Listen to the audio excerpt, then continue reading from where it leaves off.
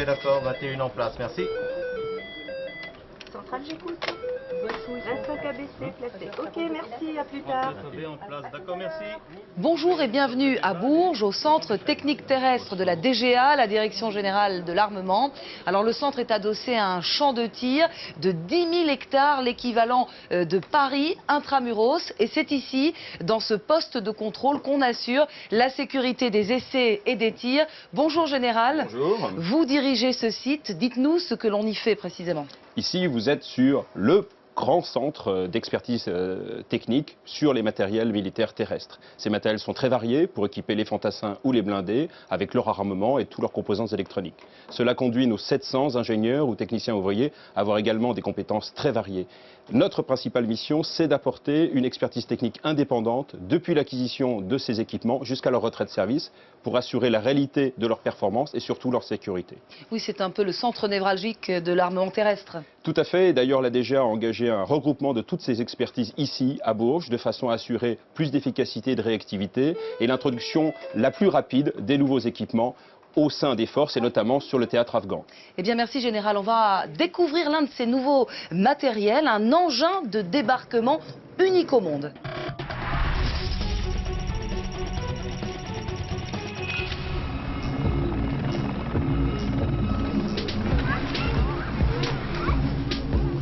Suite à l'opération Baliste au Liban en 2006, du fait de la faible vitesse de nos chalands de transport de matériel, le BPC avait donc dû s'approcher très près des côtes et était donc sous la menace de missiles courte portée.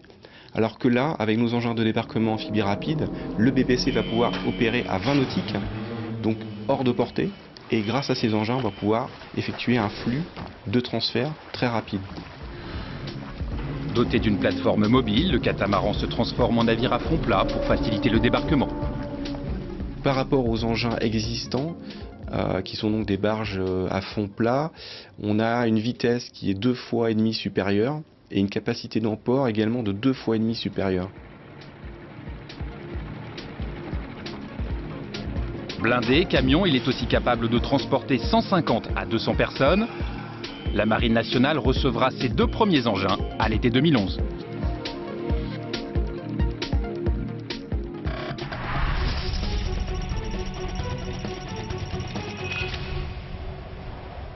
Alors les ingénieurs font des tests grandeur nature pour comprendre les effets des charges explosives et permettre surtout de s'en protéger. La mise à feu a lieu ici, personnel à l'abri. Ils vont procéder au tir d'un engin explosif artisanal comme on en trouve en Afghanistan. Des caméras ultra rapides filment la scène et les explosions sont ensuite analysées. 2, 1, feu! On poursuit ce journal à bord de l'Étoile et de la Belle Poule, 2 voiliers écoles où les marins apprennent la vie en mer. Reportage embarqué.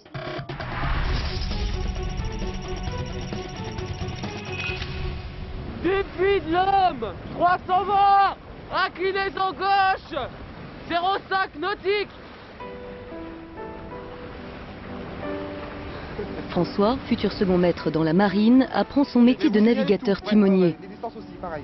Distance, inclinaison, bâbord, tribord et le degré de la distance entre lui et nous. Pendant 2 jours, comme François, une dizaine d'élèves vont apprendre à gérer les fondamentaux de la vie de marin à bord de l'Étoile, une goélette de 1932. Ça commence par évidemment des choses très simples, la barre, la veille et puis le vocabulaire.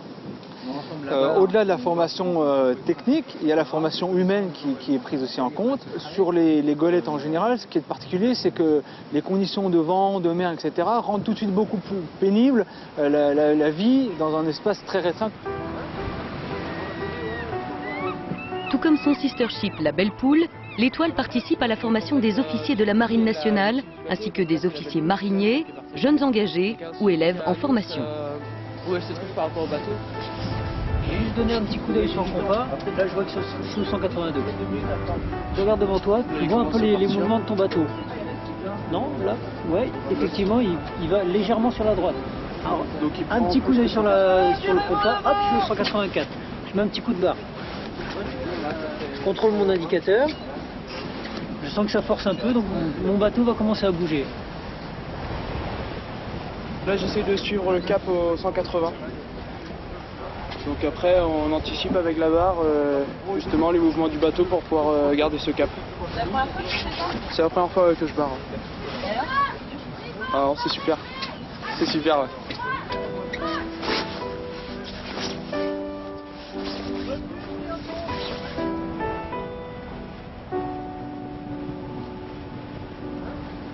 Chaque membre d'équipage, en plus de sa spécialité à bord, est amené à transmettre son expérience aux élèves.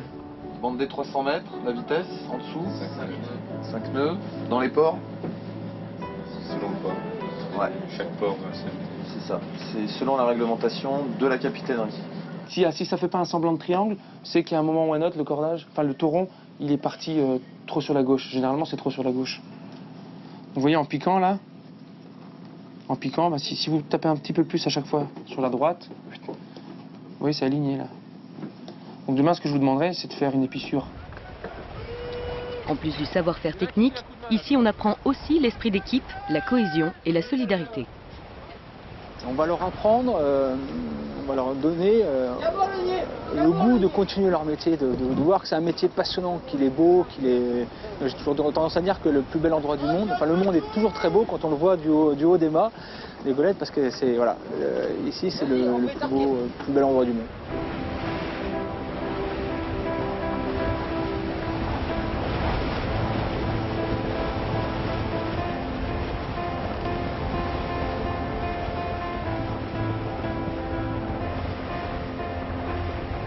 C'est assez difficile d'appréhender la force de la mer, du vent et la barre on ressent la force du courant à la barre, donc c'est assez impressionnant. Puis étarquer les voiles aussi, la force du vent, donc c'est très intéressant. C'est justement ça qu'on nous a amené ici, c'est justement développer le sens marin. Pour ensuite mieux exercer notre métier, notre spécialité, à bord des bateaux modernes, quoi. En plus de leur mission de formation, les goélettes sont un soutien à l'entraînement des forces et participent au rayonnement de la Marine nationale dans le monde.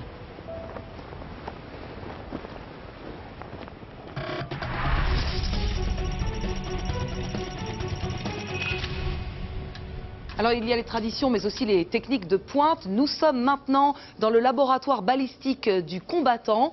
Alors ici on teste la résistance des gilets de protection qui équipent les forces et aussi les effets des chocs sur l'homme, le corps humain étant représenté par cette gélatine.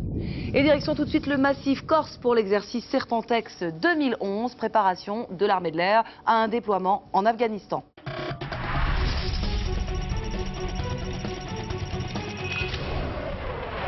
Durant 15 jours, 23 avions de chasse de l'armée de l'air ont sillonné le ciel corse. À partir de la base aérienne de Solenzara, ils participaient au premier exercice Serpentex de l'année 2011. Le but de l'exercice, c'est pour l'armée de l'air de préparer ses équipages à la mission en Afghanistan, et notamment à ce qu'on appelle le Close Air Support, appui aérien rapproché, qui consiste à venir en secours des forces terrestres lorsqu'elles sont dans de mauvaises situations sur le théâtre. Cet exercice concerne tous les avions de combat qui ont une mission air-sol de l'armée de l'air, ainsi que les FAC et de l'armée de l'air et de l'armée de terre, ainsi que tous les officiers et sous-officiers qui activent les structures de commande et de contrôle de l'armée de l'air. En Afghanistan, les avions de chasse appuient l'ensemble des nations de la coalition. C'est pourquoi Américains, Belges, Anglais, Italiens et Slovaques sont venus s'entraîner aux côtés des aviateurs français. C'est très proche de l'Afghanistan, hein. Il manque le désert, on va dire, mais la montagne, le nombre de personnel au sol très important avec des nationalités différentes, un nombre d'aéronefs en l'air, que ce soit hélicoptères, avions de transport, avions de chasse, qui des fois surchargent les zones. C'est exactement le même problème ici, hein. On a des zones qui sont parfois surchargées, donc ça force à faire beaucoup de travail de déconfliction avec les autres aéronefs. Pour chacune de leurs missions, les avions sont guidés par les contrôleurs aériens avancés. Les troupes au sol essaient de jouer un rôle qui permette de se rapprocher au maximum des conditions qu'on peut rencontrer par exemple en Afghanistan, avec notamment l'aspect tout particulier des règles d'engagement qui sont travaillées ici, de la présence ou non de ce qu'on appelle de friendlies, donc de troupes amies à proximité de l'objectif, également de possibilités de collateral damage avec des bâtiments civils. Donc apprendre à prendre en compte tout cet environnement-là dans notre mission d'appui-feu. Grâce à cet exercice, les aviateurs seront fin prêts à s'envoler dans les prochains mois en Afghanistan pour appuyer l'ensemble des forces de la coalition.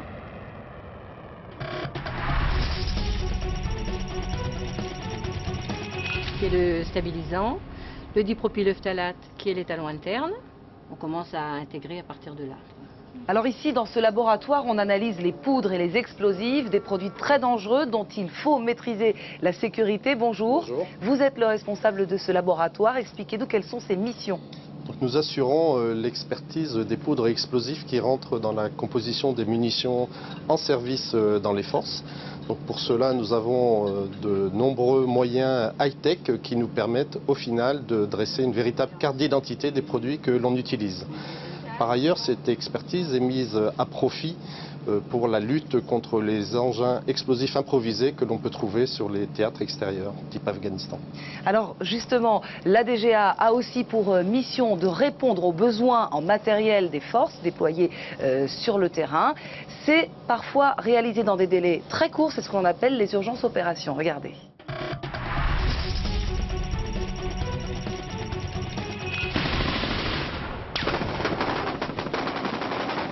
Des échanges de tirs dans la vallée de Tagab en Afghanistan où les soldats français font face aux insurgés. Face à cette menace, l'armée française doit régulièrement adapter ses matériels, les faire évoluer. Mais la chaîne classique de fabrication n'est pas adaptée. Alors pour répondre à cette situation, la Direction générale de l'armement a développé un programme spécifique, les urgences opérations. L'urgence opération, c'est principalement des équipements qui sont adaptés à la menace avec une évolution de ce qui existe déjà. Par rapport à un programme classique, un système d'armes classique, on parlera de plusieurs années, voire une dizaine d'années, de préparation, de gestation avant la production et la mise en œuvre, la livraison aux forces. Là, on parle de quelques mois. Urgence opération concerne toutes les armées, terre, air et marine. Le programme s'articule autour de 3 priorités. La protection des forces avec l'amélioration des blindages, brouilleurs et la création d'alerteurs. Les moyens de communication avec le renforcement des systèmes d'information. Et enfin, les capacités de combat avec par exemple des véhicules adaptés au combat de nuit. Pour réagir au plus vite et offrir une solution adaptée, il faut connaître les contraintes du terrain. L'année dernière, 10 ingénieurs de la DGA se sont eux-mêmes rendus en Afghanistan pour mieux appréhender les besoins. Les solutions sont ensuite testées dans le centre technique de Bourges avant leur envoi sur le terrain. Aujourd'hui, on simule un tir ennemi pour tester un nouveau radar alerteur de mortiers et de roquettes. On va détecter le départ de coups, prédire le point d'impact, et si le point d'impact se situe dans la zone à protéger, on va déclencher des sirènes qui vont permettre aux forces de se mettre à l'abri. Maintenant, il faut qu'on valide le concept dont on a démontré qu'il était performant.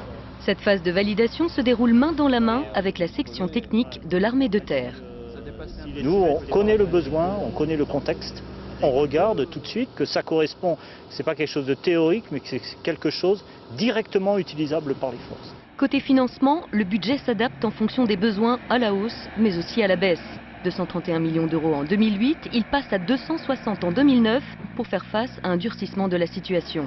La réponse est alors suffisante. Conséquence en 2010, l'investissement baisse. Au total, l'année dernière, 24 opérations de ce type ont vu le jour.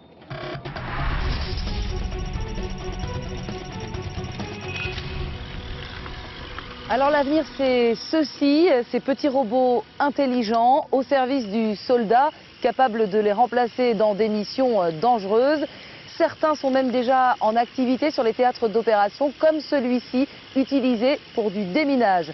C'est la fin de ce journal de la Défense. Merci au personnel de la DGA de nous avoir accueillis à Bourges. Bonne suite de programme sur LCP.